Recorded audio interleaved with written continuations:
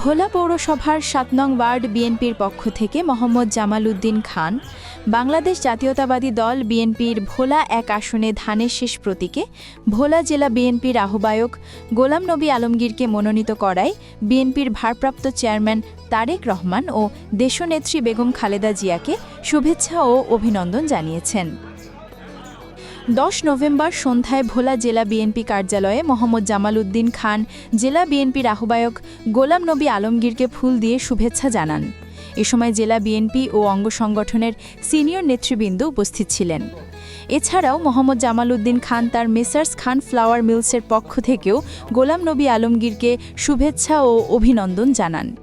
এ সময় জামাল উদ্দিন খান বলেন, ভোলার মানুষের প্রত্যাশার প্রতিফলন হয়েছে এই মনোনয়নে।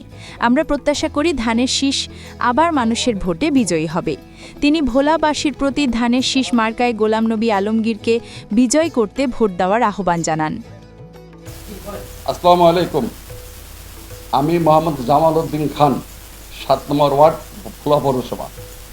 আমি আমার ব্যক্তিগত পক্ষ থেকে ভোলা বিএনপির মনোনীত ধানের শীষের প্রতীকের প্রার্থী গোলাম নবী আলমগীর সাহেবকে ৭ নম্বর ওয়ার্ডবাসীর পক্ষ থেকে আমি তাকে অভিনন্দন জানাই এবং আমি ৭ নম্বর বাসীর পক্ষ থেকে ভোলা সদর সকল ইউনিয়নের সকল দলের নেতাকর্মী সকল সাধারণ জনগণকে আহ্বান করিব ধানের শীষে ভোট দেওয়ার।